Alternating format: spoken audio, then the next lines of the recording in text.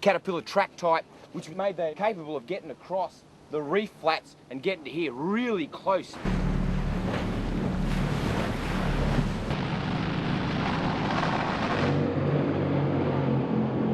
So these were in the first wave of attack on Red Beach 2. So that's Red Beach 1 there, this is Red Beach 2. Only a few Amtraks made it up the beach and they were stopped at the wall. Only 4 tanks get ashore at all on the first horrific day. Woo. So it's a Mark II Sherman tank. Now what happened was a plane came over and dropped a 500-pound bomb right here. It blew a huge big hole. As the Sherman tank was coming in, unfortunately, she rolled straight into the hole of the bomb, and you can see her gun turrets pointing down. So what she did was she used machine gun to back up the troops that kept storming up the beach. The only reason they made any headway here at all is just sheer manpower. They just kept coming in and coming in and coming in.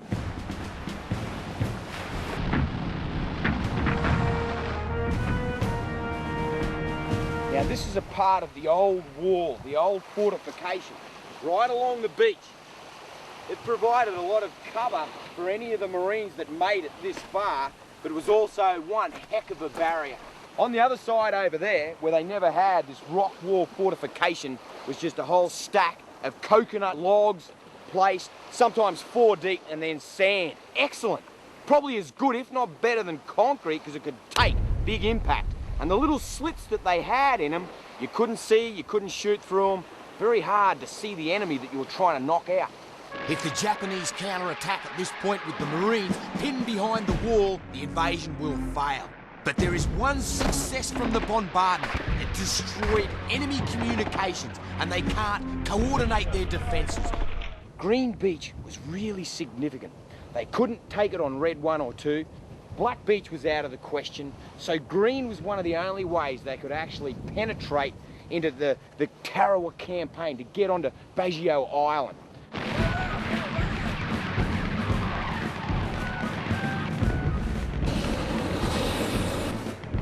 Fierce fight, hand to hand, the whole 9 yards, and up they came. But they actually busted through. The wall stretches right around the island, but one officer notices a tiny breach and redirects his Marines away from his assigned target and gets through the gap. What a hero! And this was the end of the airstrip, right here.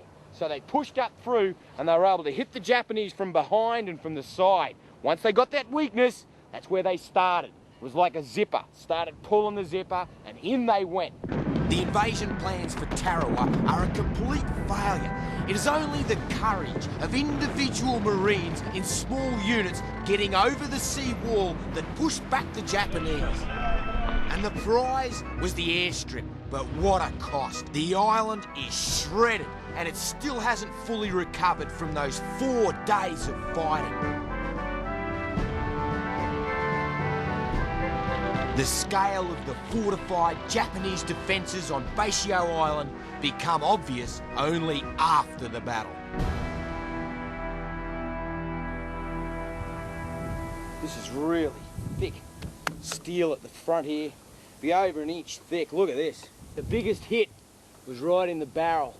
Just took off the first couple of thirds of the barrel, split it here. Look how thick, I can get my whole hand, half a hand inside there. That's how thick the steel is. Really, really good condition. People are looking after this one, and it's a great chunk of history. This tiny atoll island is the most heavily defended beach, yard for yard, anywhere in the Pacific War. There are hundreds of heavily protected guns right around it with ammo and fire control bunkers hidden away underground in bomb-proof shelters. And they worked real good.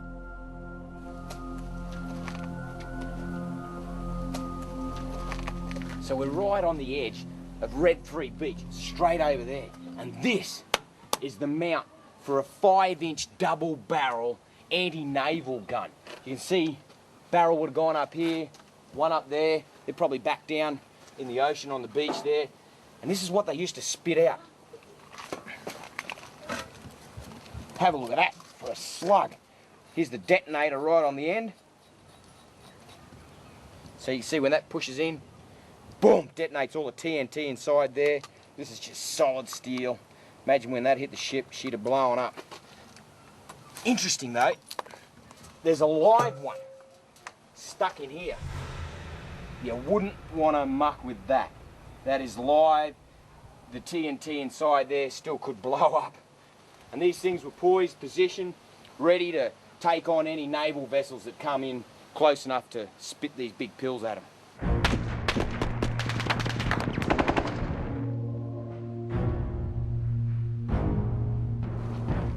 Now we get an idea, a graphic idea of why the severe bombing of this island didn't have any effect. Have a look how thick that is.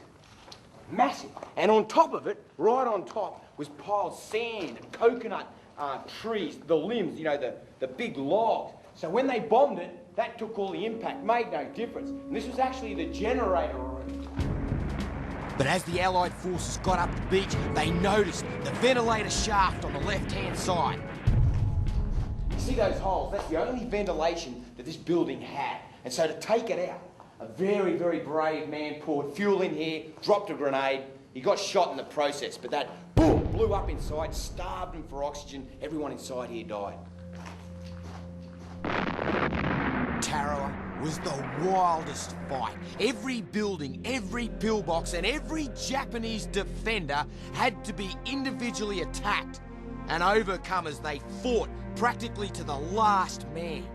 And when the Japanese realised that their battle was lost, they destroy anything the Allies might use and retreat to the far end of the island. And the last 500 Japanese soldiers regroup for 2 suicidal banzai charges at the American lines. So this is Admiral Shibasaki's command post. This is his headquarters. Have a look at the size of the holes that have been belted through that concrete by 4-inch naval guns, probably armour piercing. Busted all the Rio up, smashed it right up. That's some firepower for you. You know, they hit it square on, straight through here, but all of the bombing that came from the air and when they were lobbing naval bombs over never had an effect. Another big one here. Oh, big giant one up there too. The Battle of Tarawa didn't go quite according to plan, but the lessons learned paved the way for the Allied march across the Pacific and gives warning of the price that both sides will pay. Over 4,000 Japanese and 1,000 Americans lay dead on Basio Island. Have a look at these.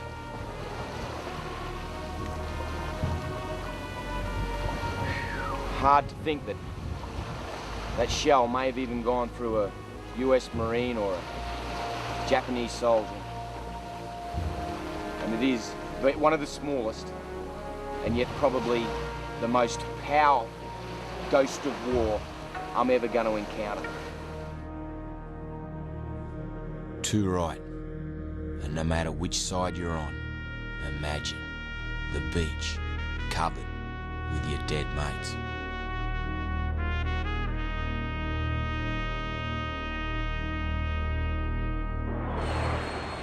This has been the most emotional journey of my life, and it's given me a rare glimpse into the lives of those who fought so hard for their country and so far from home. It really tears at your heart.